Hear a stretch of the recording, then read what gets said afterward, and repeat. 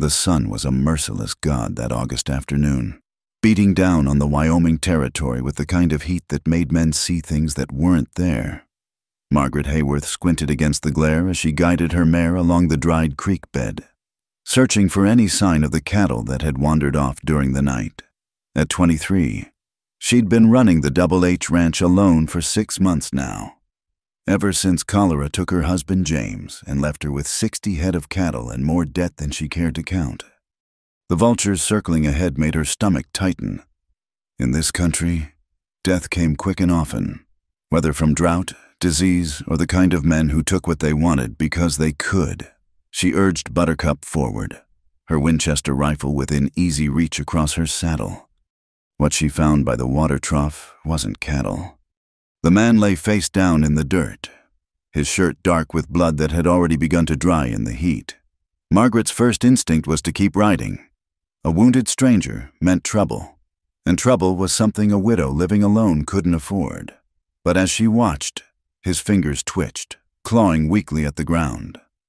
"Damn," she muttered, dismounting despite her better judgment.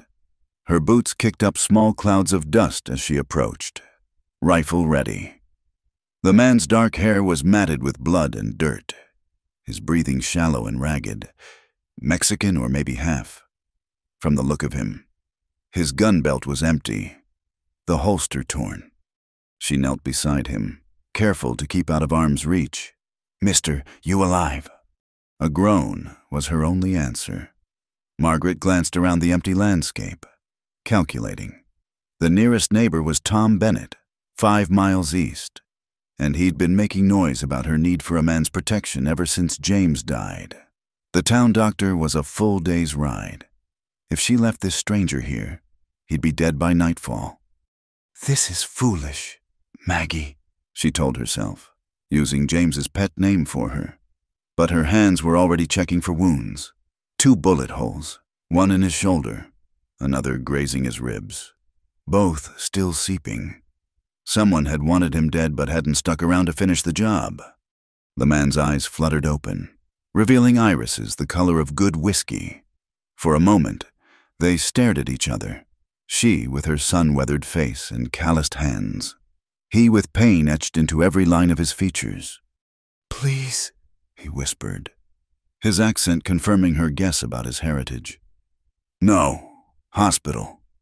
"Wasn't planning on it," Margaret said dryly. "Can you ride?" He tried to push himself up and collapsed immediately. Margaret sighed, already knowing she'd regret this decision. She brought Buttercup closer and somehow managed to heave the stranger across the saddle, his weight nearly pulling her down with him. He groaned, but didn't cry out, which told her something about the kind of man he was. The ride back to the ranch house took forever, with Margaret walking alongside, steadying the unconscious man and jumping at every sound. The Double H wasn't much. A 2-room cabin, a barn that needed repairs, and dreams that were fading faster than morning dew. But it was hers, bought with sweat and stubbornness. She dragged him inside, muscles screaming protest, and laid him on James's side of the bed. Strange how she still thought of it that way. His blood immediately began staining the quilt her mother had made, but Margaret was past caring about such things. The next hours blurred together, boiling water, tearing strips from her spare petticoat for bandages, whiskey for cleaning wounds, and steadying her own nerves. The stranger drifted in and out of consciousness, sometimes muttering in Spanish, sometimes calling out names: "Miguel, lo siento, I'm sorry." Night fell, bringing blessed coolness. Margaret sat in the wooden chair beside the bed, rifle across her lap, watching the rise and fall of the stranger's chest. She'd done what she could. The rest was between him and whatever God watched over men who got themselves shot in the middle of nowhere. A knock at the door made her jump. "Mrs. Hayworth, it's Tom Bennett. Saw buzzards circling earlier. Everything all right?" Margaret's jaw tightened. Tom had a talent for showing up when she least wanted company. "Everything's fine. Tom, just a dead coyote." "You sure I could come in? Check around?" I said I'm fine. She made her voice harder. It's late. Tom, good night. She heard him mumbling on the porch, then finally the sound of his horse riding away. Margaret exhaled slowly. By morning, Tom would have told half the county about his visit. People would talk. They always did when a young widow acted outside the narrow boundaries they'd drawn for her. The stranger stirred, eyes opening with more clarity than before. Water! She helped him drink, studying his face in the lamplight. Mid-30s? Maybe. Strong features marked by sun and what looked like an old knife scar along his jaw. His hands, she noticed, had the calluses of a man who worked with horses and guns in equal measure. What's your name? She asked. He hesitated. Then, Daniel Cortez. Well, Mr. Cortez, you picked a hell of a place to almost die. I'm Margaret Hayworth. This is my ranch. Why? His voice was hoarse. Why help me? Margaret stood, suddenly uncomfortable with the question. Maybe I'm just foolish. Get some rest. Tomorrow you can tell me who shot you and why I shouldn't finish the job myself. She moved to leave, but his hand caught her wrist. His grip was weak but desperate. The men who did this, they'll come looking. Then they'll find a woman who knows how to use a rifle. She pulled free gently. Rest now. Margaret settled herself in the main room, back against the door, rifle ready. Through the window, she could see the stars, countless and cold, indifferent to the struggles of the tiny humans below. Somewhere in the darkness, coyotes howled, and she thought about the choices that led people to this hard land. James had come for gold that never materialized. She'd come for love that death stole too soon.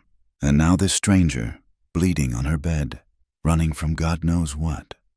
The wind picked up, rattling the loose board on the north side of the house that James had always meant to fix. Margaret closed her eyes, not to sleep but to remember. 6 months wasn't long enough to forget the weight of another person beside you, the simple comfort of not being alone in the vast emptiness of the frontier. When she opened them again, dawn was breaking, painting the sky in shades of pink and gold. The stranger, Daniel, was still breathing, still alive. And with the new day came the certainty that her life had just become infinitely more complicated. She stood, stretching stiff muscles, and went to start coffee, whatever trouble Daniel Cortez had brought to her door. She'd face it the way she faced everything else, straight on, with her head high and her aim true. It's what the frontier demanded, and it's what she'd learned to give. The coffee was bitter and strong, the way James had taught her to make it. Margaret took her cup onto the porch, watching the sun climb higher, already beginning its daily assault on the land. In the distance, she could see her cattle, dark shapes against the golden grass. They'd need to be moved to the north pasture soon, where the creek still held water. A sound from inside made her turn. Daniel was trying to sit up, his face gray with pain and effort. She went to him, setting down her coffee. You need to stay still. Those wounds. I have had worse, but he let her ease him back down. The men who shot me, did anyone else come? Just a neighbor, Tom Bennett. He's harmless, mostly, just can't mind his own business. Daniel's laugh was more of a cough. In my experience, Senora, the harmless-looking ones are sometimes the most dangerous. It's Miss, not Senora, or just Margaret. She checked his bandages, pleased to see the bleeding had stopped. And you might be right about Tom, but not the way you're thinking. His danger is in his tongue, not his gun. A widow. She nodded curtly, not wanting to discuss it, but Daniel's eyes held understanding, not pity. This land, it takes more than it gives. That it does. Margaret found herself almost smiling. Are you going to tell me why someone wanted you dead? Daniel was quiet for so long she thought he'd fallen asleep. Then, would you believe me if I said I don't entirely know I was hired to guide a wagon train from Santa Fe? Families, mostly. Good people. But someone didn't want us to reach our destination. When I tried to find out why, he gestured weakly at his wounds. And the wagon train. I told them to take the northern route. Safer. They should be in Colorado by now. Margaret studied his face, looking for signs of deception. In her experience, men who got shot usually knew exactly why, but something in his eyes made her want to believe him. "You can stay until you're healed," she heard herself saying. "But I've got a ranch to run. I can't be playing nursemaid. And if trouble comes, I'll leave before it reaches you. You have my word." His word, as if that meant anything in a land where promises were as shifting as sand dunes. But Margaret nodded anyway, already wondering what she'd gotten herself into. The day stretched on, hot and endless. Margaret went about her chores, checking on Daniel between tasks. He slept fitfully, sometimes calling out in his delirium. She caught fragments, something about honor, about choices made in darkness, the ravings of a man whose past was catching up with him, perhaps faster than he'd run. As the sun began its descent, painting long shadows across the dusty ground, Margaret stood at the edge of her property, looking out at the vast expanse of nothing and everything that was Wyoming territory. Somewhere out there, men were looking for Daniel Cortez. They'd come eventually. Men like that always did. But for now, there was quiet. There was the evening breeze beginning to stir. There was a stranger in her bed and coffee on the stove, and another night to survive in a place that didn't forgive weakness or kindness in equal measure. Margaret Hayworth walked back to her house, rifle in hand, ready for whatever tomorrow would bring. It's what you did out here. You endured. You survived. And sometimes, against all better judgment, you opened your door to wounded strangers and hoped the choice wouldn't cost you everything. The fever came on the third night, swift and merciless as a prairie fire. Margaret woke to the sound of Daniel thrashing in the bed, his skin burning beneath her palm when she checked his forehead. The wounds had seemed to be healing, but now infection was setting in, turning his body into a battlefield. "Miguel, no, I didn't mean..." His voice was raw, desperate. "The children. Get the children out." Margaret lit the lamp with trembling fingers. She'd seen fever take strong men before, watched it burn through them until nothing remained but ash and memory. The nearest doctor was in Sweetwater, a day's ride that Daniel couldn't survive. Whatever was going to happen would happen here, with only her inexpert hands to guide the outcome. She worked through the night, bathing his burning skin with cool water, forcing willow bark tea between his lips when he was lucid enough to swallow.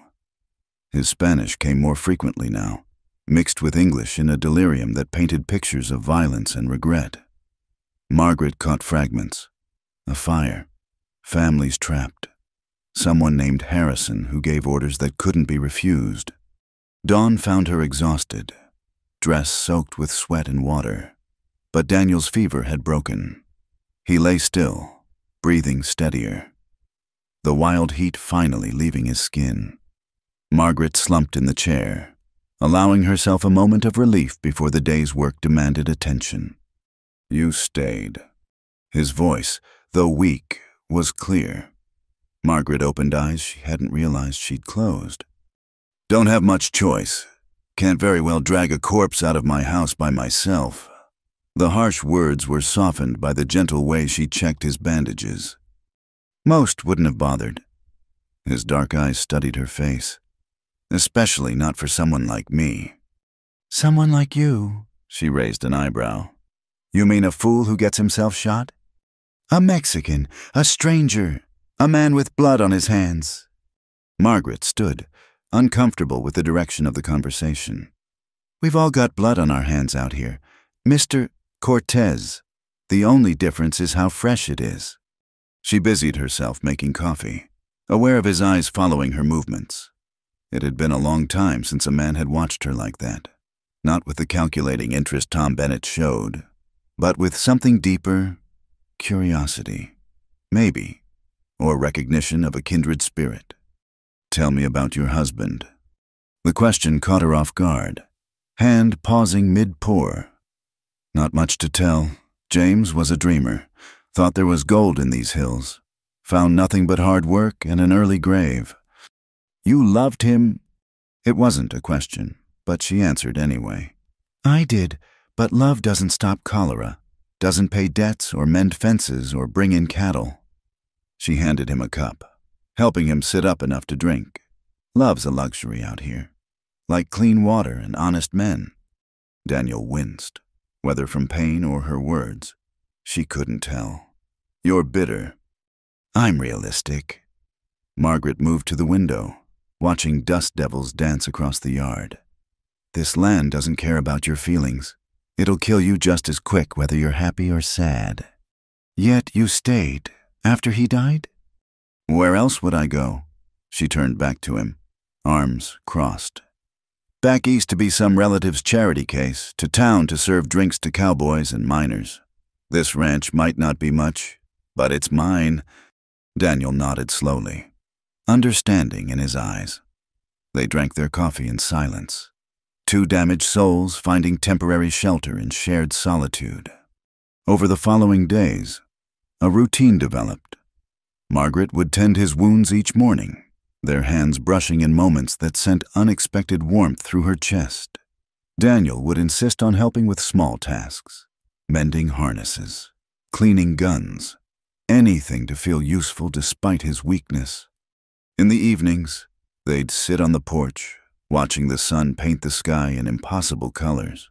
Sometimes they talked, carefully, dancing around the dangerous territories of their pasts. Other times they simply existed in comfortable silence. Two people who understood that words weren't always necessary. You never ask, Daniel said one evening, rolling a cigarette with steady hands. Ask what? About what really happened? Why those men wanted me dead? Margaret shrugged. Figure you'll tell me if you need to. Or you won't. Either way, doesn't change what needs doing. He smiled then. The first real smile she'd seen from him. It transformed his face, revealing the man he might have been before violence carved its marks into his soul. You're a remarkable woman, Margaret Hayworth. I'm a survivor, Mr. Cortez. Nothing remarkable about that out here. But the way he looked at her suggested otherwise, and Margaret found herself turning away, unsettled by the flutter in her stomach. She'd buried those feelings with James, had no business digging them up now. Tom Bennett chose that moment to appear, riding up fast enough to send chickens scattering. Margaret sighed, standing to meet him at the porch steps. Evening, Tom. Margaret. His eyes went immediately to Daniel, narrowing with suspicion. Heard you had a visitor. News travels fast. She kept her voice neutral, though anger simmered beneath. Martha Williams saw you in town buying medical supplies. Got folks talking? Tom dismounted, hand resting on his gun belt in what he probably thought was a subtle gesture. Man's got the look of trouble about him. Daniel had gone still, the easy relaxation replaced by coiled readiness. Margaret stepped between them, chin raised. I appreciate your concern, Tom, but I can handle my own affairs. Can you? Tom's voice held an edge.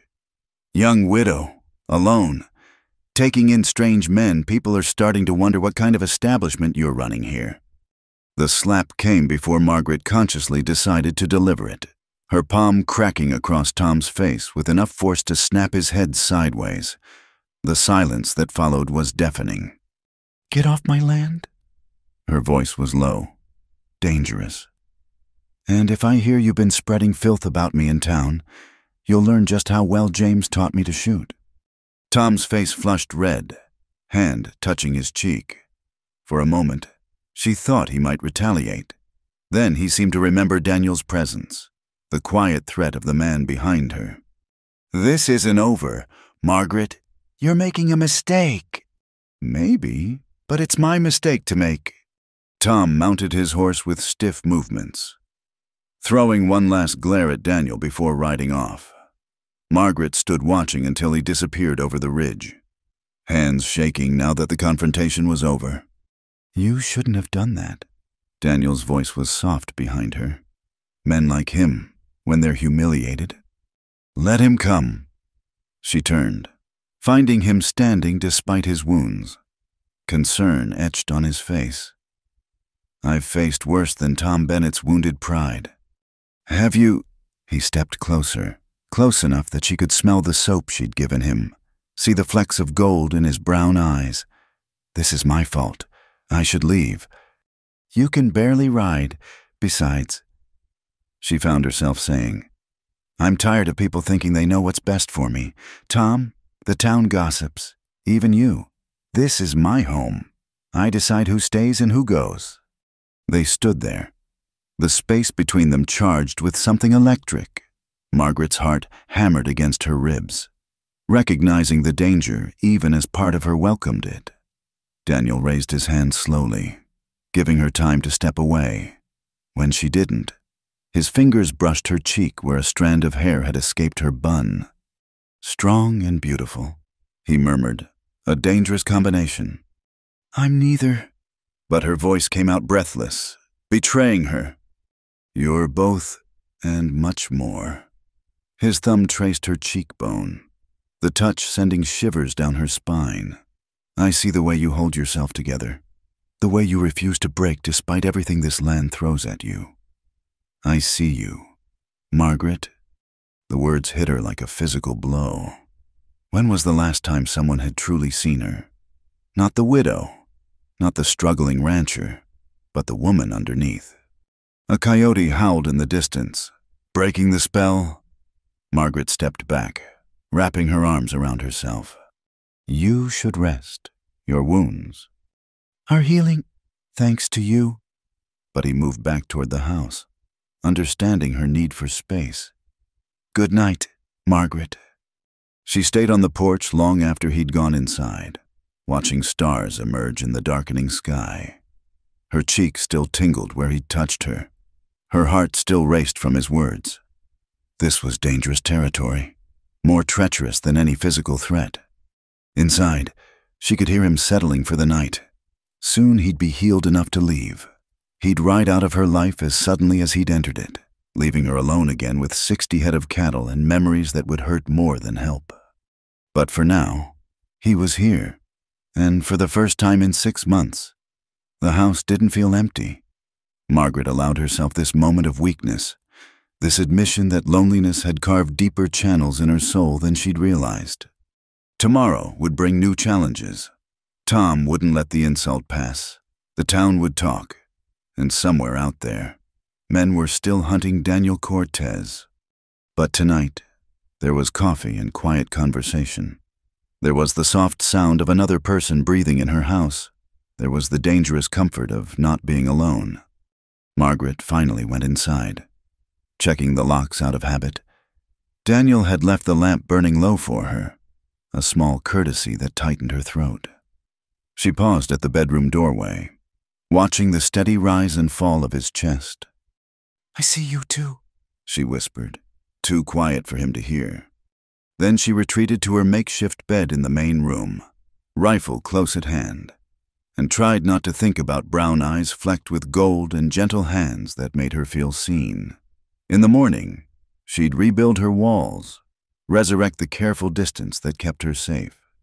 But tonight, in the darkness of her little house on the vast Wyoming plain, Margaret Hayworth allowed herself to feel, and that, perhaps, was the most dangerous thing of all. Harrison Pike arrived on a Tuesday morning, when the mist still clung to the valleys and the world seemed suspended between night and day. Margaret saw him from the kitchen window, a big man on a bigger horse, flanked by 4 riders who had the look of men who'd do anything for the right price. Company, she said quietly, and Daniel was instantly alert, moving to the window despite her protests about his still healing wounds. His face went pale beneath his tan. Pike. You know him. Everyone in 3 territories knows Harrison Pike. Daniel's hand moved instinctively to where his gun should be. He owns half of Wyoming's water rights. The other half, he's working on... Pike dismounted with the casual confidence of a man who'd never met a situation he couldn't buy or shoot his way out of. He was handsome, in the way powerful men often were, silver at his temples, expensive clothes that looked out of place on the frontier, cold blue eyes that missed nothing. "Stay inside," Margaret said, checking her rifle. "Margaret." "My land, my fight." She stepped onto the porch before he could argue, rifle held loose but ready. "Mrs. Hayworth." Pike touched his hat brim, a mockery of politeness. "I heard you'd taken in a wounded man. Thought I'd come by, offer my assistance." "That's kind of you, Mr. Pike, but we're managing fine." His smile was all teeth, no warmth. "Are you? Because from where I sit, looks like you're harboring a killer." Margaret kept her face neutral, though her heart hammered.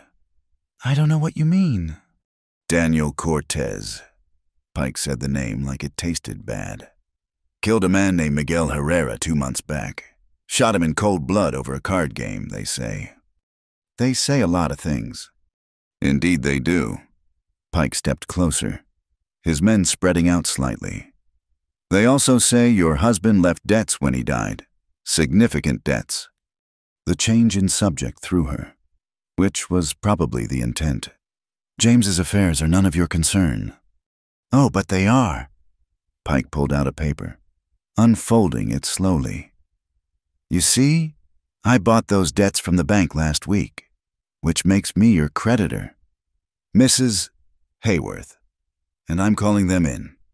Margaret's mouth went dry. The debts for seed, equipment, the failed mining venture James had invested in, totaled more than she could make in 5 years. "The bank gave me until spring." "The bank no longer holds the note." Pike's smile widened. "You have 2 weeks to pay in full. Of course, I might be willing to discuss alternative arrangements." "What kind of arrangements?" "Your ranch sits on the best water access for 50 miles. Sell to me, and I'll forgive the debts. Even give you enough extra to start fresh somewhere else." His eyes flicked toward the house. "Somewhere far from here, far from men like Cortez." "And if I refuse?" Pike shrugged. "Then in 2 weeks, the sheriff will serve eviction papers. You'll lose everything anyway, and I'll buy it at auction for pennies on the dollar. Your choice, Mrs. Hayworth. Easy or hard, though I'd hate to see a pretty widow like yourself turned out with nothing." The threat in his words was clear. Margaret's finger itched to move to the trigger, but she forced herself to remain calm. "I'll need to think about it." "You do that."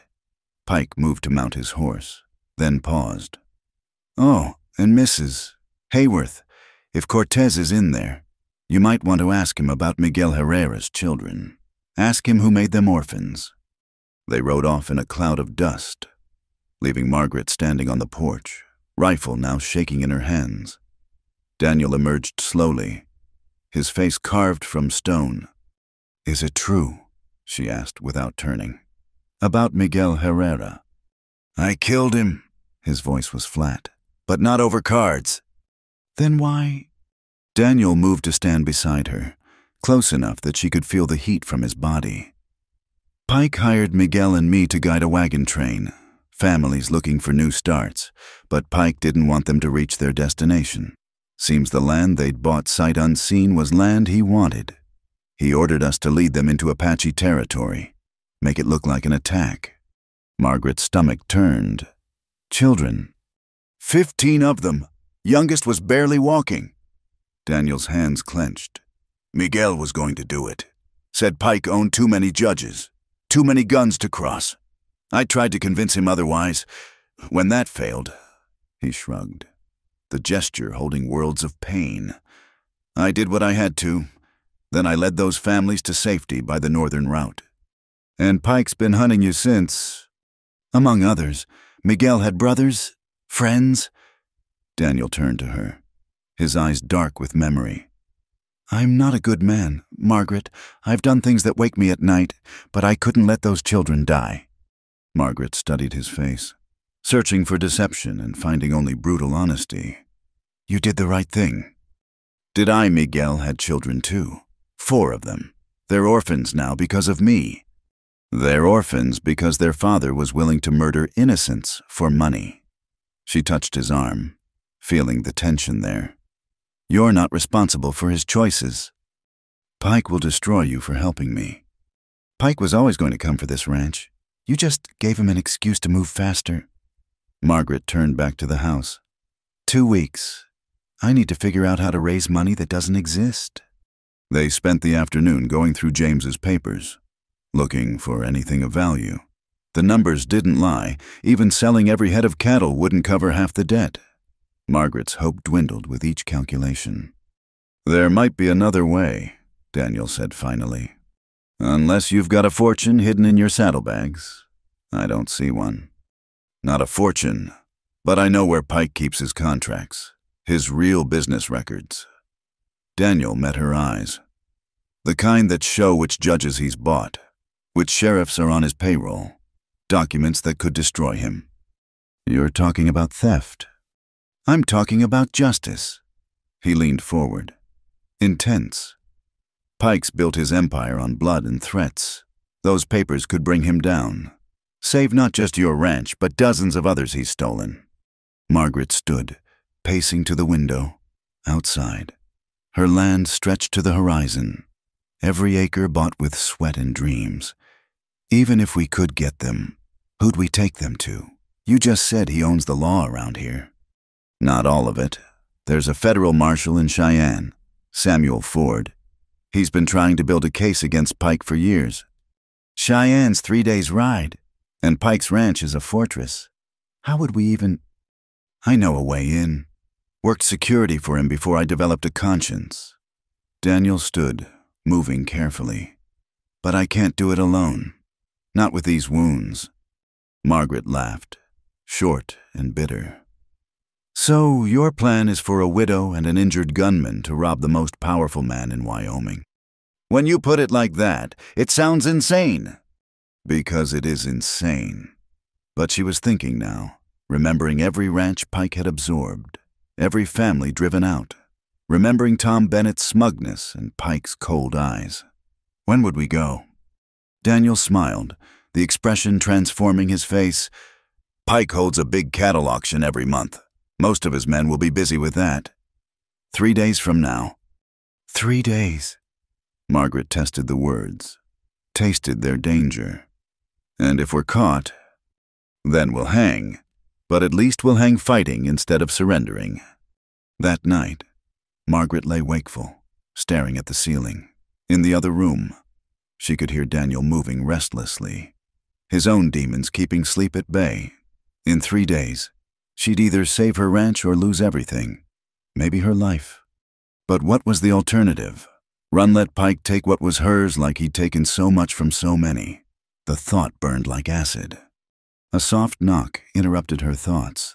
Margaret, you awake? Come in. Daniel entered, a shadow in the moonlight. I wanted to say, if you decide this is too dangerous, I understand. This isn't your fight. Isn't it? She sat up, wrapping the blanket around her shoulders. Pike made it my fight when he bought those debts. When he threatened me. There's a difference between fighting and what I'm asking you to do. Is there? Seems to me it's all survival out here. Just different methods. She studied his profile in the darkness. Why do you care what happens to me? He was quiet so long she thought he wouldn't answer. Then, because you remind me why some things are worth fighting for. Your strength, your refusal to break. I had forgotten people like you existed. I'm not special. Daniel. You're wrong. He moved closer, sitting on the edge of the bed. You took in a stranger who could have brought death to your door. You stand against men like Pike when others cower. You're extraordinary. Margaret's heart raced, but not from fear. You hardly know me. I know enough. His hand found hers in the darkness. I know you talk to your horses when you think no one's listening. I know you keep your husband's coffee cup but never use it. I know you stand on the porch every sunset like you're looking for something you lost. Stop. The word came out as a whisper. I know you're lonely, but too proud to admit it. I know you're scared, but too brave to show it." His thumb traced circles on her palm. "I see you, Margaret Hayworth. All of you." She should pull away, should maintain the walls that kept her safe. Instead, she found herself leaning closer. "This is dangerous." "Everything worth doing is—" His lips met hers, soft and questioning. Margaret's world narrowed to this moment, the warmth of his mouth, the gentle strength of his hands, the ache in her chest that was part pain, part something else entirely. When they parted, both were breathing unsteadily. "Daniel, I know. Wrong time, wrong place, wrong everything." He stood, releasing her hand reluctantly. "But I needed you to know, in case—" "Don't." She caught his wrist. "We're both coming back. We're going to get those papers and save my ranch and bring down Harrison Pike. That's the only outcome I'll accept." He smiled, barely visible in the darkness. "Yes, ma'am." After he left, Margaret touched her lips, still feeling the echo of his kiss. In 3 days, they'd attempt the impossible, but for tonight, she allowed herself this, the memory of being wanted, of being seen, of being more than just a widow trying to survive. The wind picked up outside, rattling the windows with promise of the storm to come. Margaret closed her eyes and began to plan. Harrison Pike had made a mistake. He'd threatened the wrong woman, one with nothing left to lose and everything to fight for. And now he'd given her an ally who understood that some battles were worth any risk. The morning after their kiss, Margaret found Daniel standing by the corral, testing his draw with an unloaded pistol. His movements were still stiff, but the deadly grace was returning. She watched for a moment, coffee cup warming her hands, before joining him. "How's the shoulder?" "Better." He holstered the gun, turning to face her. Neither mentioned the night before, but it hung between them like heat lightning. "We need to talk about what you found." Margaret had spent the pre-dawn hours going through James's papers again, desperate for anything they'd missed. What she'd discovered had shaken her more than Pike's threats. "James kept a journal," she said quietly. "Hidden in his toolbox. I never thought to look there before." Daniel waited, reading the tension in her shoulders. "He wrote about meetings with Pike, about a silver deposit on our North Ridge. James thought he'd struck it rich, started making plans." Her voice turned bitter. "Pike offered to buy the mineral rights. When James refused, things started going wrong. Equipment breaking, cattle dying. Then James got sick."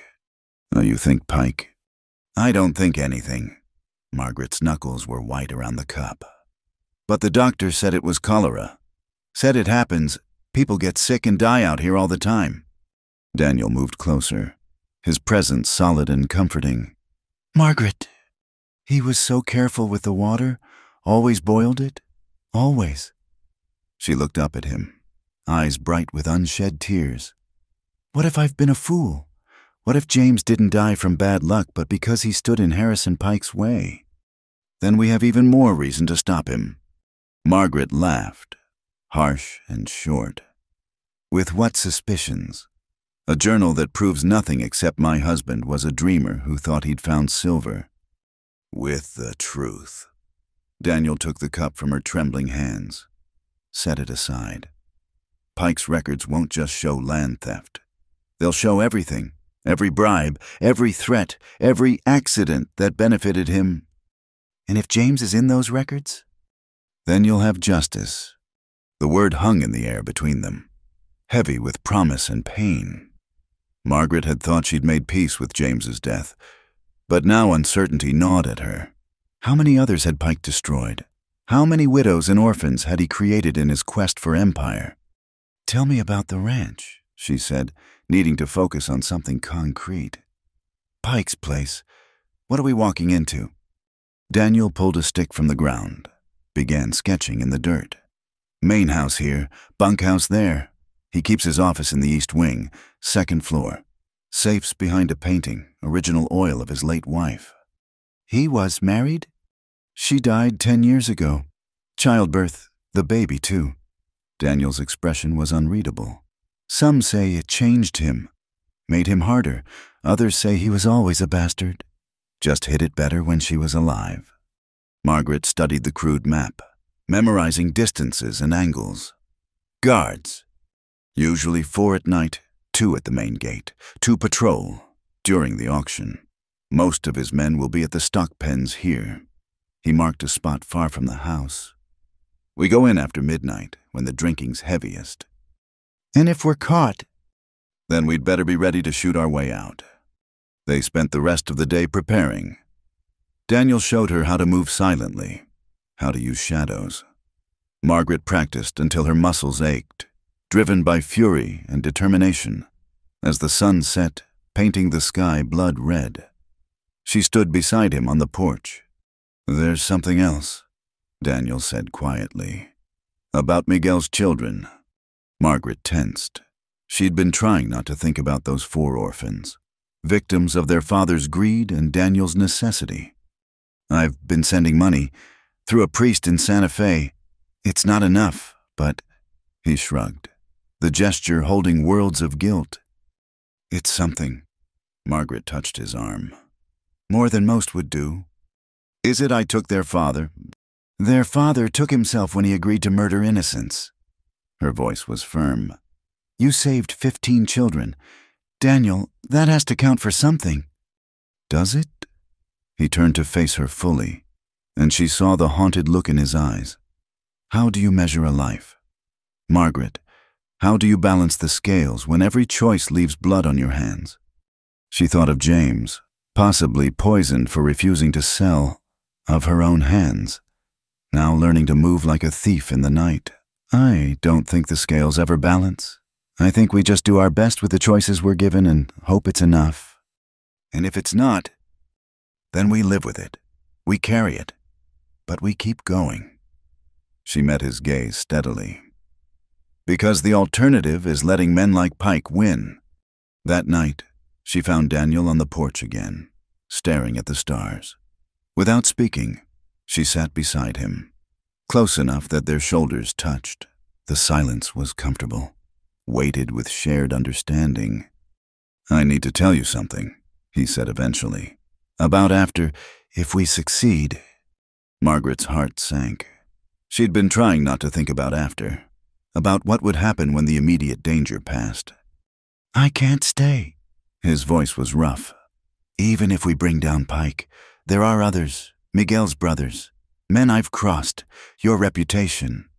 "My reputation's already ruined. Ask Tom Bennett." "This is different. A few weeks, people forget gossip. But if I stay, if we—" He turned to her, eyes dark with want and regret. "You deserve better than a life looking over your shoulder. What I deserve and what I want might be different things." "Margaret." She silenced him with a kiss, fierce and desperate. When they parted, both breathing hard, she pressed her forehead to his. "We could die tomorrow night. So tonight, I don't want to talk about after. I don't want to be practical or sensible or safe." She pulled back to look at him. "I want to feel alive. Can you give me that?" His answer was to pull her close again, his mouth claiming hers with a passion that made her blood sing. They stayed on the porch, trading kisses and whispered words, until the night grew too cold to ignore. When they finally parted, Margaret felt marked by his touch, changed in ways she couldn't name. "Tomorrow, then," she said. "Tomorrow." The next day passed in a blur of final preparations.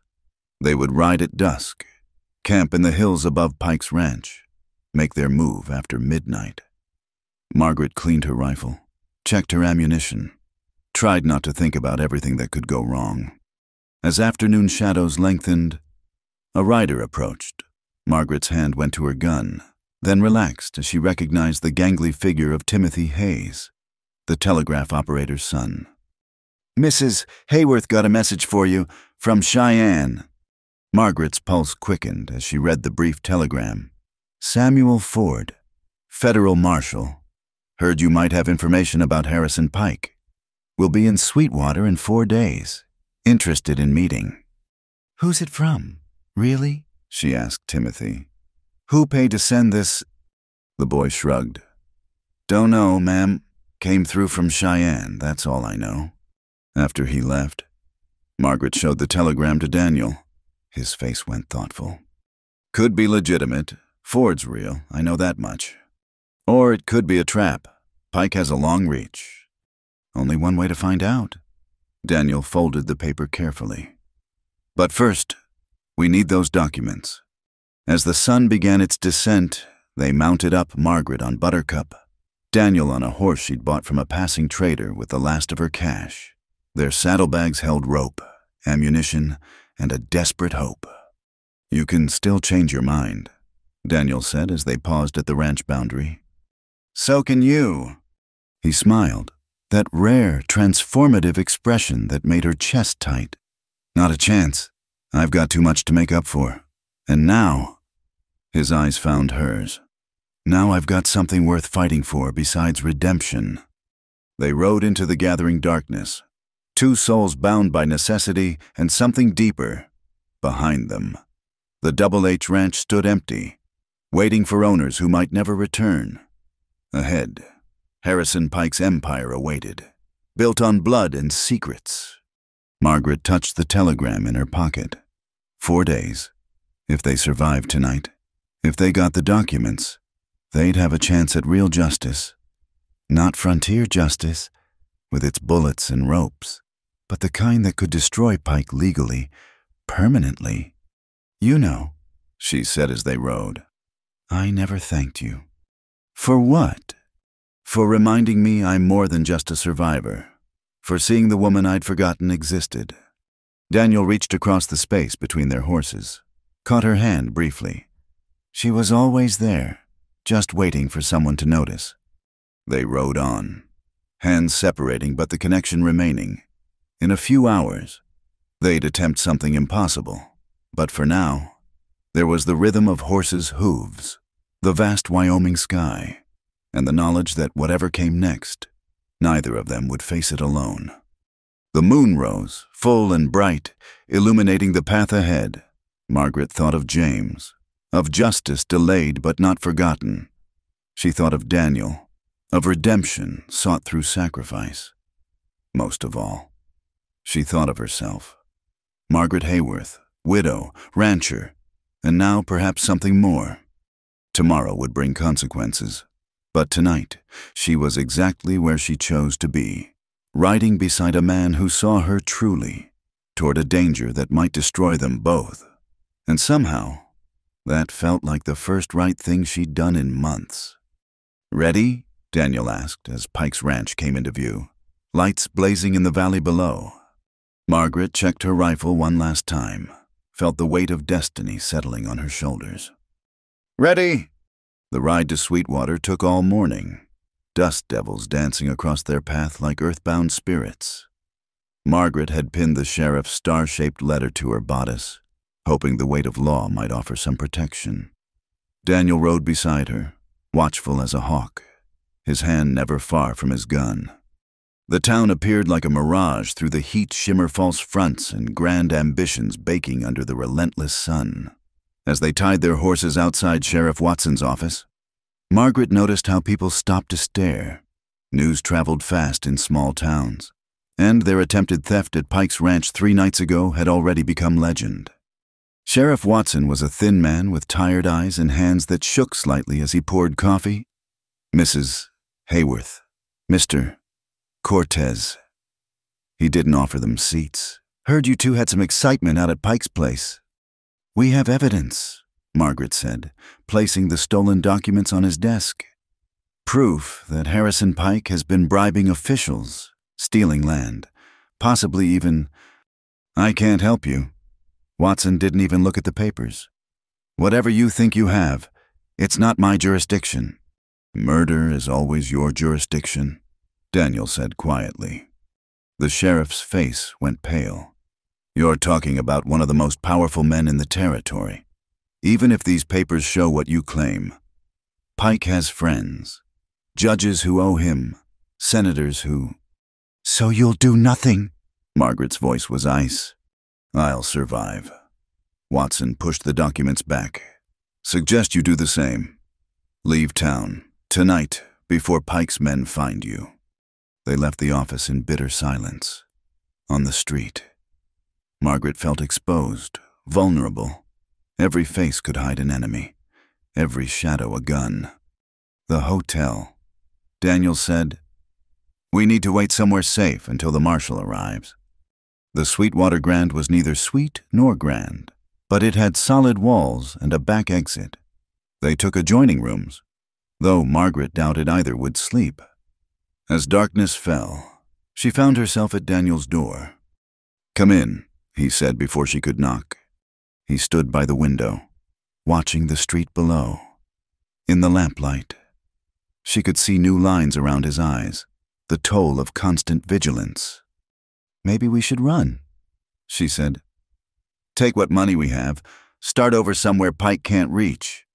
"Is that what you want?" Margaret considered it. A new life, a new name. Daniel beside her. Then she thought of James, of her ranch, of all the families Pike had destroyed. "No, I want to see this through." He turned from the window, and she saw something in his face that made her breath catch. "Even if it costs everything. Especially then." She moved closer. "I'm tired of men like Pike winning, tired of might making right. You could have been safe if you'd sold to him. I'd have been another victim, another person who gave up instead of fighting back." She was close enough now to feel his warmth. "You showed me there was another way. I showed you how to be a thief and a target. You showed me how to be brave." His hand came up to cup her cheek, thumb tracing her cheekbone. "You were always brave. I just reminded you." The air between them crackled with possibility. Margaret knew she should step back, maintain the boundaries that kept things simple. Instead, she leaned into his touch. "If the marshal doesn't come." "He'll come." "But if he doesn't?" Daniel silenced her with a kiss, gentle but thorough. When they parted, he rested his forehead against hers. "Then we'll find another way. We'll take the evidence to the newspapers, to the governor, to President Grant himself if we have to." His hands framed her face. "But we're not giving up, not now." A sound in the hallway made them both freeze. Daniel pushed Margaret behind him, gun appearing in his hand. The footsteps passed, and they exhaled together. "You should get some rest," he said. "Should I?" Their eyes met, held. So much unspoken between them, desire, fear, the knowledge that tomorrow might never come. "Stay," he said finally. "Just stay." They lay on the narrow bed, fully clothed, her head on his chest, listening to his heartbeat. Neither slept, but the human contact was comfort enough. When dawn painted the sky pink, Margaret stirred. "Today's the day." "Oh, one way or another." They dressed carefully, checking weapons, preparing for whatever came next. In the hotel dining room, they forced down breakfast, aware of the stares and whispers. Margaret had just poured her second cup of coffee when Tom Bennett walked in. Her former neighbor looked pleased with himself, chest puffed out like a rooster. Behind him came two of Pike's men, hands hovering near their guns. "Margaret, heard you were in town." Tom's smile was all teeth. "Mister, Pike would like a word." "Tell Pike we'll meet with the federal marshal," Daniel said. "See, that's the problem." Tom pulled out a telegram. "Seems Marshal Ford had an accident on the road from Cheyenne. Horse threw him, broke his neck. Tragic." Margaret's blood turned to ice. "You're lying." "Am I?" Tom tossed the telegram on their table. "Face it, Margaret, you've lost. Come quietly, and Pike might still let you leave Wyoming alive. And if we don't," Daniel's voice was deadly calm, "then things get unpleasant, for both of you." Tom leaned closer to Margaret. "Could have avoided all this if you'd just been reasonable. Accepted my protection when I offered." "Your protection," Margaret stood slowly. You mean becoming your property? Cooking your meals and warming your bed while you slowly take over my ranch? Tom's face flushed. Better than ending up in a shallow grave beside your Mexican lover. The slap echoed through the dining room. Tom staggered back, hand to his reddening cheek, rage replacing smugness. You'll regret that. I already regret not doing it sooner. One of Pike's men stepped forward. Enough! You're coming with us, both of you! I don't think so. The new voice came from the doorway. A man stood there, tall, lean, wearing a long duster over dark clothes. A federal marshal's badge gleamed on his vest. Samuel Ford, he said, stepping into the room. Got your message, Mrs. Hayworth. Sorry I'm late. Had to dodge some interesting obstacles on the road. Tom's face went white. The telegram said, that someone wants me dead wouldn't be the first time. Ford's hand rested on his gun. Now, you boys have two choices. Leave now, or explain to a federal judge why you're threatening witnesses in a corruption investigation. Pike's men looked at each other, calculating odds. After a tense moment, they backed toward the door. This isn't over, Tom snarled. Pike owns this territory. Not anymore, Ford said mildly. Federal investigators are already at his ranch with warrants, based on some very interesting documents someone left at the sheriff's office. After they left, Ford joined Margaret and Daniel at their table, up close. She could see the weariness in his eyes, the dedication that kept him going despite the danger. Is it true, she asked, about investigators at Pike's ranch? Will be by noon. Your evidence was exactly what we needed. He studied them both. You took a hell of a risk getting those documents. Seemed worth it. Daniel said, even knowing Pike has a long reach, this won't end with his arrest. Margaret met the marshal's eyes steadily. Then we'll face whatever comes, but at least we'll face it knowing we didn't let him win. Ford smiled, the expression transforming his stern features. Ma'am, if more people had your courage, men like Pike wouldn't last a week. They spent the morning giving statements, reviewing documents, building the case that would bring down an empire built on blood and fear. As noon approached, a commotion in the street drew them to the window. A line of federal officers rode past, Harrison Pike in chains among them. His eyes found the hotel window, found Margaret watching. The hatred there was absolute. But underneath it, she saw something else. Disbelief that his power had failed him. It's done, Ford said. He'll stand trial in Cheyenne. With the evidence you provided, he'll hang or spend his life in prison. And his men? Daniel asked. Scattered like rats when we arrived. Some will catch. Others will disappear into the territories. Ford looked at them seriously. Which is why I'm recommending federal protection for both of you until after the trial. Margaret felt Daniel tense beside her. Protection meant safety, but also meant their time together was ending. Once the immediate danger passed, he'd have no reason to stay. I need to see to my ranch, she said. And I need to... Daniel trailed off, unable to finish the sentence. Ford studied them with knowing eyes. Protection can be flexible. Maybe a deputy stationed at the Double H Ranch, someone good with a gun and horses. He looked at Daniel. Interested in a badge? Cortez. Daniel's surprise was almost comical. You're offering me a job after everything. You risked your life to save those wagon train families. You helped to bring down Pike. Seems to me you're exactly the kind of man we need. Margaret's heart hammered as Daniel considered. A badge would give him purpose, legitimacy, but would it give him reason to stay? I'll think about it, Daniel said finally. That evening, as the sun painted Sweetwater in shades of gold and crimson, Margaret stood on the hotel balcony. The town below bustled with news of Pike's arrest. Already, she could feel the shift, people standing straighter, talking freer, no longer under the shadow of a tyrant. Daniel joined her, standing close but not touching. Hell of a thing we did. Worth it. Every minute. He turned to her. Margaret, about Ford's offer.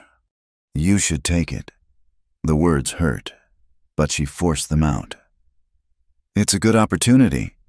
A chance to use your skills for something better. Is that what you want for me to be a deputy? Margaret gripped the balcony rail. What she wanted was complicated, tangled with obligation and fear and hope. I want you to be happy, she said finally, whether that's here or somewhere else. He moved behind her, hands settling on her shoulders.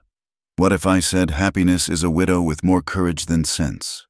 A ranch that needs work and a woman who sees me as more than my mistakes.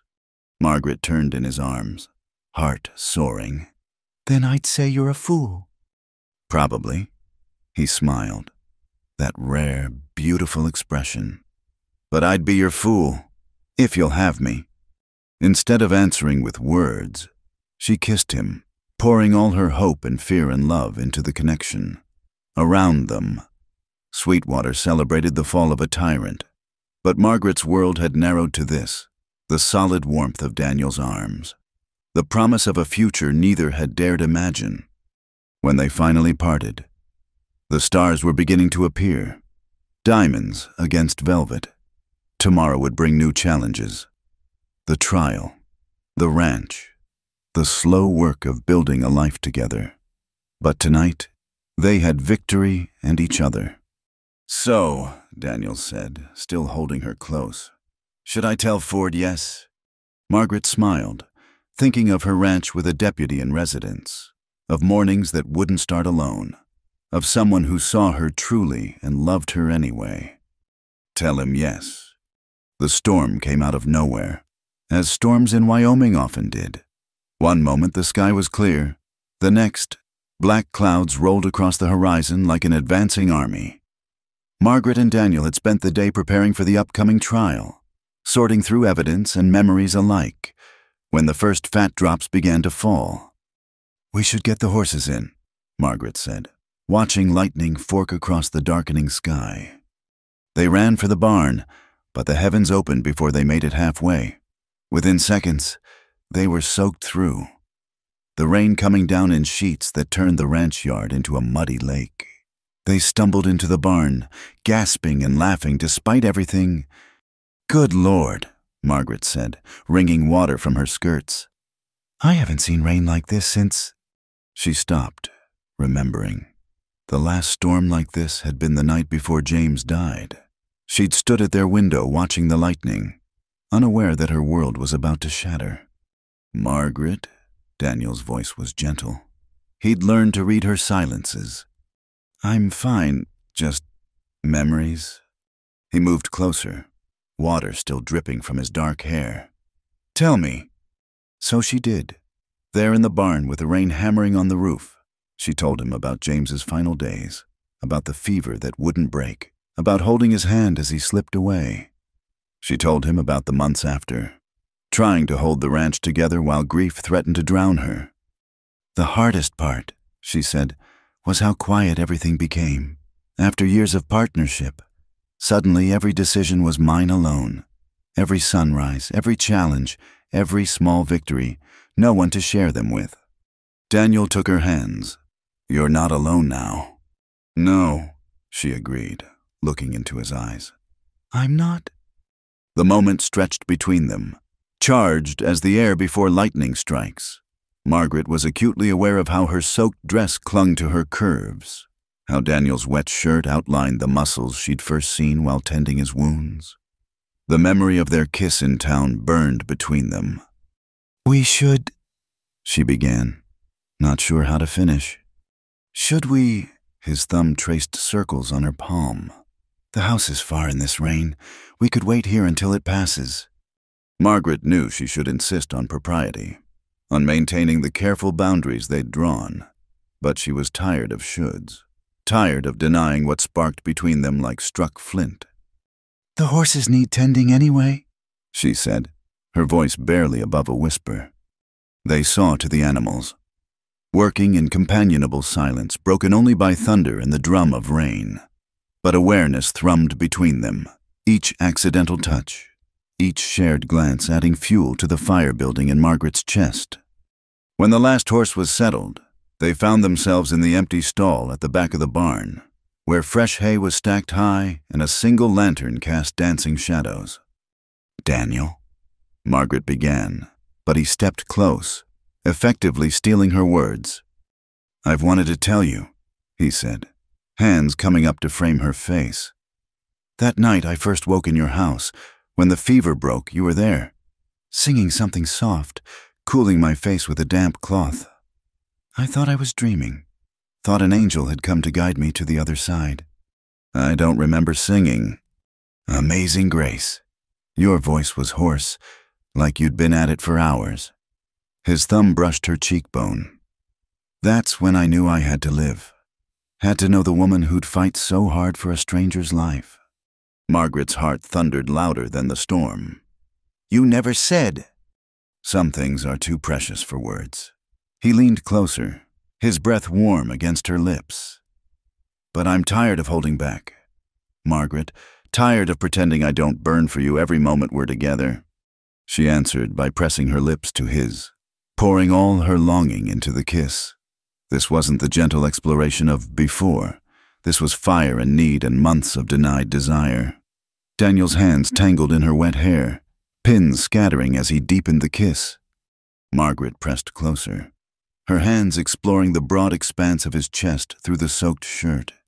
She could feel his heart racing to match hers, feel the careful control he maintained even as passion threatened to consume them both. "Your shoulder," she gasped when they parted for air. "Your wounds are healed enough." He scattered kisses along her jaw, her throat. "Margaret, if you want me to stop—" "Don't!" The word came out fierce. "Don't stop. I've spent months being careful, being proper, being what everyone expected. Tonight, I just want to be myself, to be yours."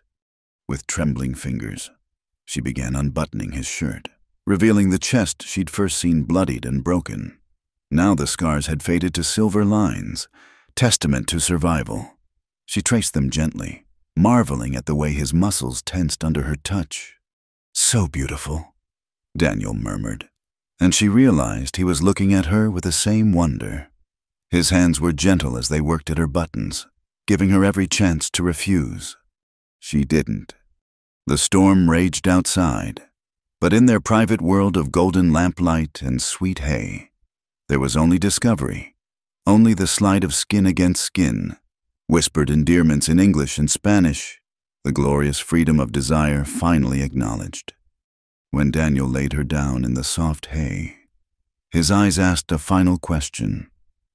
Margaret answered by drawing him down for another kiss, arching into his touch as his hands explored territory no man but James had known. "I love you," she gasped against his mouth. "God help me, I love you." "Mi amor," he breathed, "my heart, my salvation." They moved together with increasing urgency, the careful dance of two people learning each other's rhythms. Margaret felt wild, free, more alive than she'd been in months. Every touch was revelation, every kiss a promise. When passion crested and broke over them like the storm overhead, Margaret cried out, clinging to Daniel as the world reformed itself around this new truth that love could come again, unexpected and overwhelming as summer rain. After, they lay entwined in the hay, her dress a forgotten puddle nearby, his arms strong around her. The storm was beginning to pass, thunder growing distant, but neither moved to dress. "The trial starts next week," Daniel said eventually, his voice rough with satisfaction. "I know. Pike's men might try something, even with federal protection." "I know that too." She turned in his arms to face him. "Are you trying to scare me off?" "Never. Just making sure you understand what you're choosing." Margaret kissed him softly. "I'm choosing you. Choosing us. The rest is just details." He pulled her closer, and she felt him smile against her hair. "How did I get so lucky?" "Lucky you got shot. Remember nearly died on my land?" "Best thing that ever happened to me." They lay quiet then, listening to the gentling rain. Margaret knew they should dress, should return to the house and pretend this hadn't happened until after the trial, after the danger passed. But she was tired of shoulds. "Stay with me tonight," she said. "In the house, in our bed." "Our bed. Unless you're planning to leave after the trial." Daniel's arms tightened around her. "The only way I'm leaving is if you throw me out, and even then, I'd probably just camp on your porch until you changed your mind." She laughed, the sound bright in the darkness. "Good thing I'm not planning to throw you out then." "Good thing." They dressed eventually, laughing at the state of their rain-soaked clothes. Margaret's hair hung loose around her shoulders, all propriety lost with her pins in the hay. Daniel's shirt was missing half its buttons. "What will people say?" she asked, not really caring. "That Deputy Marshal Cortez is the luckiest man in Wyoming." He caught her hand as they prepared to dash through the lessening rain. And they'd be right. They ran for the house, slipping and sliding in the mud, arriving breathless and laughing. Inside, Margaret lit lamps while Daniel built up the fire, simple domestic tasks that felt weighted with new meaning. "I'll make coffee," she offered. "Later." He caught her around the waist, pulling her back against his chest. "Just let me hold you for a while." They stood like that, swaying slightly, her back to his front, his arms secure around her. Outside, the storm was fully passing, leaving the world washed clean. Margaret felt the same, as if the rain had washed away months of grief and loneliness, leaving room for something new to grow. "I should write to James's sister," she said eventually. "Tell her about us." "Will she approve?" Margaret considered. "Elizabeth always said I was too young to stay a widow forever. Said James wouldn't want me wasting away alone." She turned in his arms. "I think he would have liked you. You both have that same stubborn streak when it comes to doing what's right. I hope I can be half the man he was to you." "You're not him," Margaret said firmly. "And I don't want you to be. I love James. Part of me always will. But what we have, it's different. Not better or worse, just ours." Daniel kissed her forehead. "Ours. I like the sound of that." They made coffee eventually, and soup from yesterday's leftovers. Sat at the kitchen table like an old married couple, hands occasionally touching, feet tangled together beneath. The storm had left the air cool and fresh, and Margaret opened windows to let the night breeze through. "After the trial," Daniel said, "I was thinking we could expand the horse operation. I know some good breeders in Colorado, could get quality stock. Already planning to change things," but she was smiling. "Planning our future." He caught her hand. "If that's all right." "More than all right." She squeezed his fingers. "Though folks will talk, an unwed couple living together, making plans. Then we should get married." The words came out simple, matter of fact. Make it official before the gossips have more ammunition. Margaret's breath caught. "Is that a proposal?"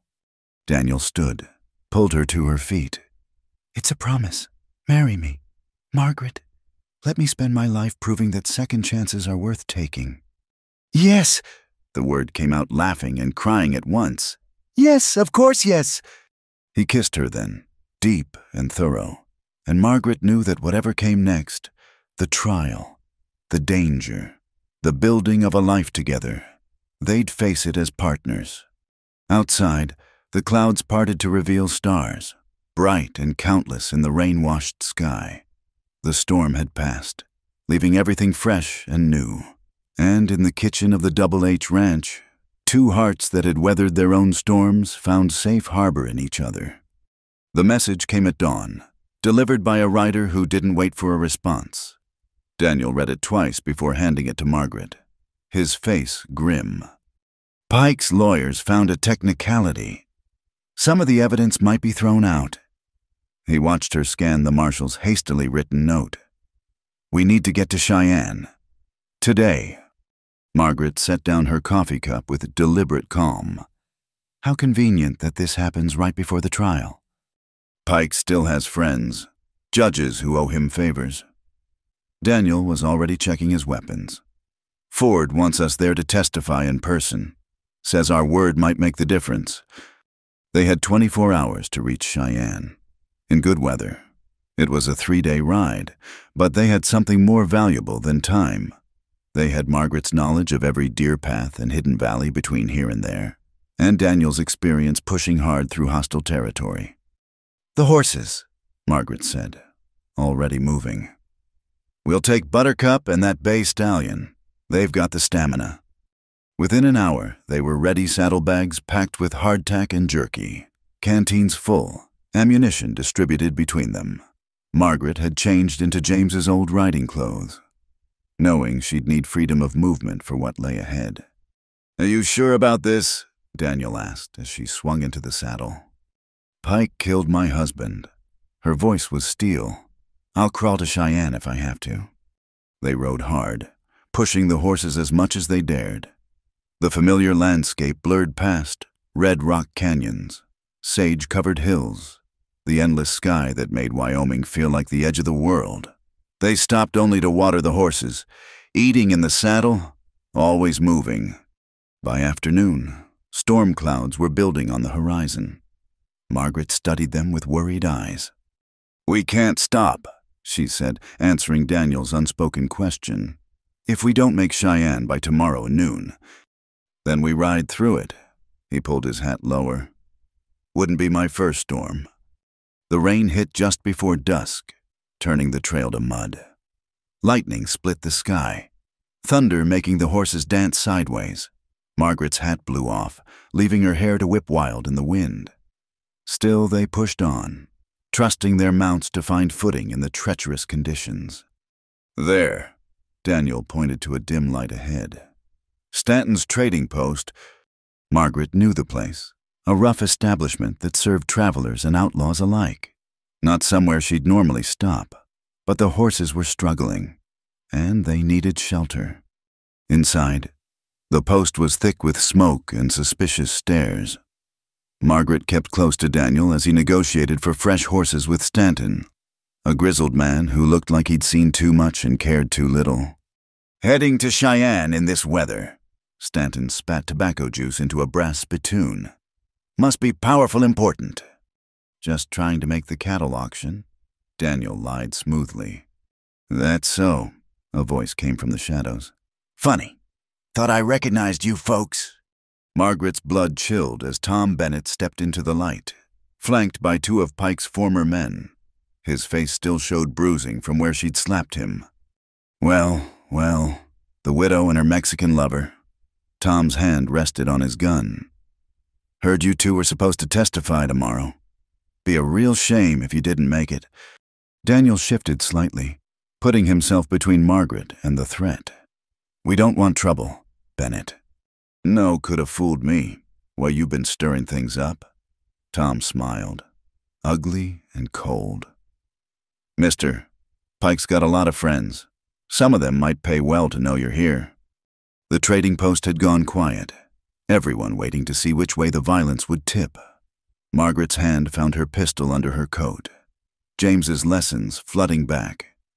"How much?" Daniel asked quietly. Tom blinked. "What?" "How much is Pike paying you? Because whatever it is, the federal government can match it. Plus, you'd avoid a murder charge." "You think you can buy me?" "I think you're smart enough to know Pike's finished." Daniel's voice was calm, reasonable. "His empire's crumbling. Do you really want to go down with him for revenge on a woman who wounded your pride?" Tom's face flushed darker. "She did more than wound my pride. Made me a laughingstock." Margaret stepped around Daniel before he could stop her. "No, Tom, you did that yourself, prowling around my ranch, spreading gossip, thinking you had some claim on me just because my husband died." "Margaret," Daniel warned. But she was past caution, exhaustion and anger making her reckless. "You want to know what really made you a laughingstock? It wasn't me slapping you. It was everyone knowing you couldn't accept no for an answer, that you kept pestering a grieving widow who clearly wanted nothing to do with you. Tom's hand tightened on his gun. You need to learn respect, woman. And you need to learn when you're beat. Margaret met his gaze steadily. Kill us here, and federal marshals will hunt you to ground. Let us go, and you might survive this mess. The standoff stretched taut, seconds feeling like hours. Then Stanton cleared his throat. Not in my place. You want to kill each other? Do it outside. He looked at Tom meaningfully. Bad for business, having federal marshals come asking questions. Tom's men shifted uneasily. Whatever loyalty Pike bought, it apparently didn't extend to facing federal justice. After another tense moment, Tom stepped back. This isn't over, he snarled. Yes, Margaret said quietly. It is. They left quickly. Stanton having suddenly found 2 fresh horses he was willing to trade. The storm had lessened to drizzle, and they rode hard through the night, watching their back trail for pursuit. Dawn found them in the hill country, horses laboring up steep grades. Margaret's clothes were soaked through, clinging uncomfortably, but she didn't complain. Every mile brought them closer to justice. That was reckless, Daniel said during one of their brief rests. Confronting Bennett like that. Maybe, but I'm tired of men like him thinking they can intimidate me. She met his worried gaze. I won't live in fear anymore. Daniel, not of Tom, not of Pike, not of anyone. He pulled her close, kissing her hard. You magnificent, stubborn woman. You'll be the death of me. Not if I can help it. They pushed on, the sun climbing higher, drying their clothes even as it beat down mercilessly. The horses were near exhaustion when Cheyenne finally appeared on the horizon. Church spires and false fronts rising from the plains like a mirage. We did it, Margaret breathed. But their relief was short-lived. As they entered town, it became clear something was wrong. Groups of men clustered on corners, talking in low voices. The federal courthouse had extra guards posted. Marshal Ford met them at the courthouse steps, his face grave. Thank God you made it. Pike's lawyers have been working overtime. They've got 3 judges in their pocket, maybe more. So we testify and hope, Daniel asked. We do more than hope. We make sure your testimony is so compelling, so detailed, that even bought judges can't ignore it. Ford led them inside. Mrs. Hayworth, you'll go first. Everything you know about Pike's threats, your husband's death, all of it. The courtroom was packed, the air thick with tension and tobacco smoke. Margaret saw Pike at the defendant's table, still wearing expensive clothes, still projecting confidence. His eyes found hers, promising retribution. She lifted her chin and walked to the witness stand.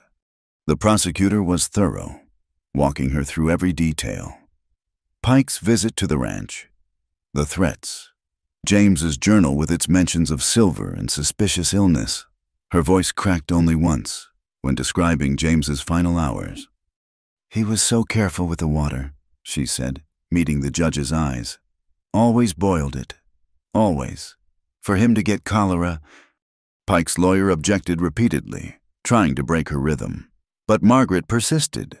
She told them about the stolen documents, about what they'd found, about an empire built on blood and intimidation. When Daniel took the stand, he was equally compelling. His testimony about the wagon train, about Pike's orders to lead families to their deaths, had even hardened courtroom veterans shifting uncomfortably. 15 children, he said quietly. The youngest was 2 years old. Pike wanted them dead because their parents had legally purchased land he coveted.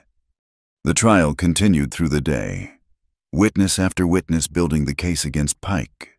As the sun set, the judge called a recess until morning for closing arguments. You did well, Ford told them outside. Both of you. But Margaret could see the worry in his eyes. They'd presented the truth. But would it be enough against Pike's influence?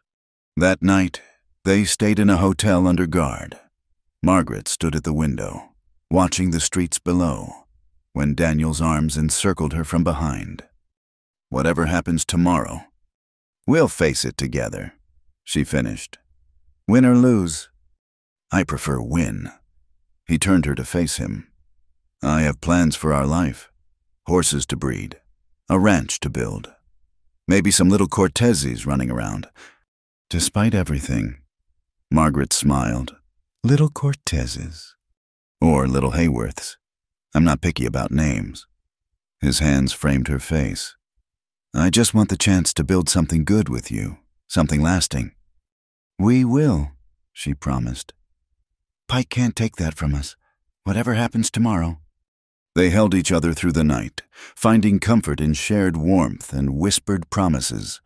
When dawn broke over Cheyenne, they dressed carefully, preparing for the final battle.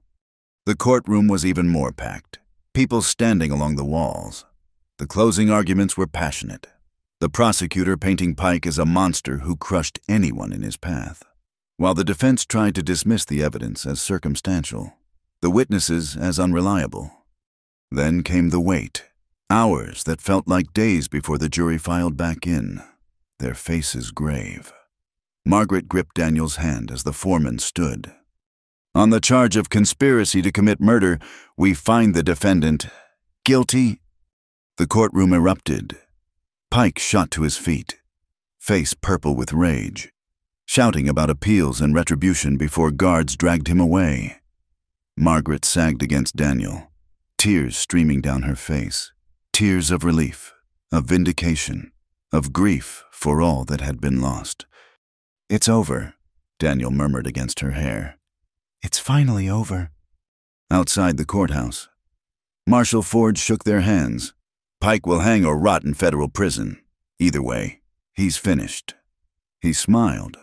And Deputy Cortez, I expect you back on duty after your honeymoon.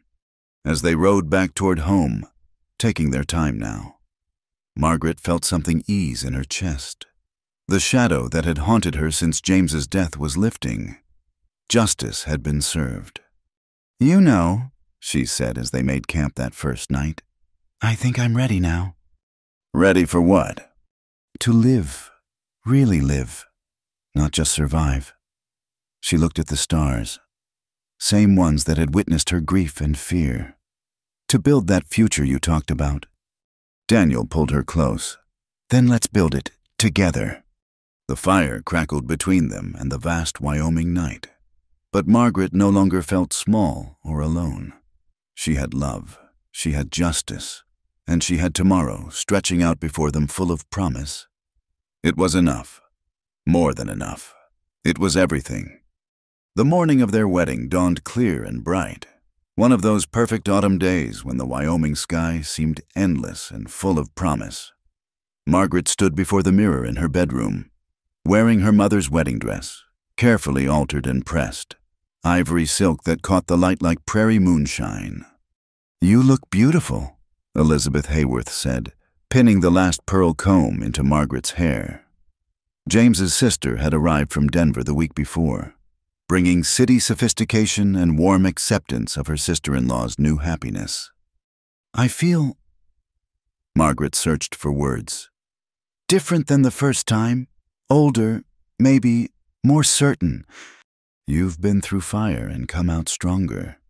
Elizabeth adjusted Margaret's veil. James would be happy for you. He never wanted you to be alone. Through the window, Margaret could see guests arriving, ranchers and townspeople, many who'd found courage to stand against Pike after his fall. Marshal Ford was there in his finest suit, talking with a circuit preacher, and Daniel, standing with the other men, but his eyes constantly searching for her. He's a good man, Elizabeth observed, following her gaze. The way he looks at you, that's real love. It is, Margaret agreed softly. Different from what James and I had, but just as true. The ceremony was held outside, under the vast Wyoming sky. Daniel waited at a simple altar made of wagon wheels and autumn flowers, his new deputy's badge polished bright on his vest. When Margaret appeared, his face lit with such joy that several of the ranch women dabbed at their eyes. Dearly beloved. The preacher began. We gather today to witness the union of two souls who found each other against all odds, Margaret barely heard the words, lost in Daniel's eyes. When it came time for vows, he spoke in that low, warm voice that had first called her back from grief. "Margaret, you saved my life in more ways than one. You showed me that redemption isn't just about making amends for the past, but about building something worthy of the future. I promise to stand beside you through drought and plenty, through trials and triumphs, for all the days God grants us." Margaret's voice was steady, though tears threatened. "Daniel, you reminded me that hearts can heal, that second chances are real, that love doesn't make us weak but gives us strength to fight for what matters. I promise to face whatever comes with you, to build a life worthy of the courage you've shown me exists in us both." When the preacher pronounced them husband and wife, Daniel kissed her with a tenderness that spoke of forever. The crowd erupted in cheers, and Margaret laughed against his mouth, joy bubbling up like spring water. The celebration continued into the evening, tables groaning with food, fiddle music filling the air, couples dancing on boards laid over the grass. Margaret changed into a simpler dress for the party, one that allowed her to dance freely in her husband's arms. "Happy?" Daniel asked as they swayed together, other couples spinning around them. "More than I thought possible," she admitted. "A year ago, I was just trying to survive each day. Now you're stuck with a deputy marshal who used to be an outlaw." "A reformed outlaw," she corrected, smiling. "The best kind." As the sun set, painting the sky in shades of rose and gold, Tom Bennett appeared at the edge of the celebration. The crowd tensed, hands moving toward weapons, but he held up empty palms. "I come in peace," he said, though the words clearly cost him. "Wanted to apologize to both of you." Margaret studied him, seeing something broken in his expression. Prison had taken Pike's empire and scattered his men. Tom had escaped charges but lost everything else. His reputation, his assumed position, his pride. "What's done is done," she said finally. "We're moving forward. Tom, you should do the same." He nodded, started to leave, then turned back. "For what it's worth, I hope you're happy. Really." After he left, Daniel pulled her close. "That was gracious of you. We won. We can afford grace." She looked around at their guests, their home, their future spread before them. Besides, holding on to anger would only poison what we're building. The party continued late into the night, but eventually, guests began departing with good wishes and knowing smiles. Elizabeth hugged them both, promising to visit again in spring. Finally, they were alone, standing on the porch of what was now truly their home, the Double H Ranch, though Daniel had offered to change the name. "Keep it," Margaret had said. "It's part of our story." Now, in the quiet of their wedding night, they sat together on the porch swing James had built, watching stars emerge in the vast sky. "I have something for you," Daniel said, producing a leather folder. "A wedding gift, though it's as much for me as you." Inside were legal papers. Margaret read by lamplight, her breath catching. "The Herrera Children's Fund. I've been sending money to Miguel's orphans, but it wasn't enough. This makes it official. A percentage of our horse sales will go to their education." His voice was rough with emotion. "I can't bring their father back, but I can try to give them a future." Margaret kissed him, tasting redemption and hope. "It's perfect. We'll build something good from all that pain." They went inside then, to the bedroom that was now theirs to share without guilt or hesitation. The night was tender and passionate by turns. Two souls finally free to express all they felt. When dawn light crept through the windows, they lay entwined, planning their future in whispered conversations. 1 year later, Margaret stood in the same spot where she'd once found Daniel bleeding in the dust, but everything else had changed. The Double H Ranch had tripled in size, their horse breeding program gaining recognition across 3 territories. The corral held fine stock, the barn had been expanded, and a new house was rising beside the old one, bigger, to accommodate the family they were building. Mama. She turned as little Sarah toddled toward her, dark curls bouncing. Daniel's eyes in her cherubic face, their daughter born 9 months to the day after their wedding, causing knowing smiles and gentle teasing from the ranch women. Daniel appeared behind Sarah, scooping her up with practiced ease. "There's my wild one, bothering your mother again." "She's never a bother," Margaret protested, reaching for her daughter. They stood together, a family forged from loss and hope, watching the sun set over their land. The silver James had dreamed of finding had never materialized, but they'd found something better, a life built on love, hard work, and second chances. Marshal Ford sent word. Daniel said, "They arrested the last of Pike's network in California. It's really over now." Margaret leaned into his solid warmth. "No, love, it's just beginning." As if in agreement, Sarah clapped her chubby hands, babbling happily. In the pasture, their horses grazed peacefully. The garden Margaret had started was thriving. Everything spoke of life, of growth, of futures unfolding under the endless Wyoming sky. "You know," Daniel mused, "I never thanked you properly." "For what?" "For being stubborn enough to save a dying stranger. For being brave enough to fight Pike. For being foolish enough to fall in love with a man with too much past and not enough future." Margaret smiled, remembering that desperate woman who'd found him by the water trough. How far they'd both come from that moment.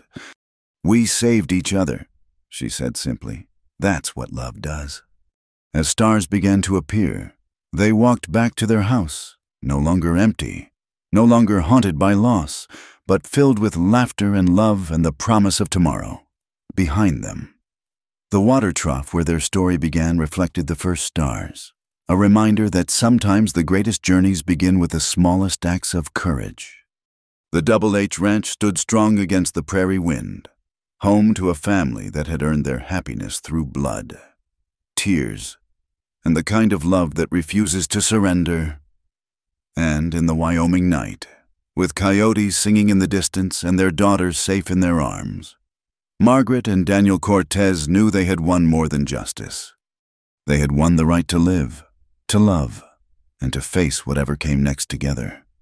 The end had become a beginning, and every sunrise brought new possibilities to chase across the wide, wild frontier they called home.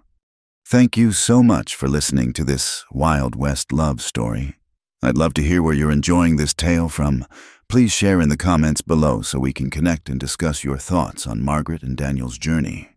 If you enjoyed this story, please subscribe to Wild West Night for more tales of love, courage, and redemption in the American frontier. Don't forget to hit the like button and press the hype button to help more listeners discover these stories of the Old West. Until next time, partners.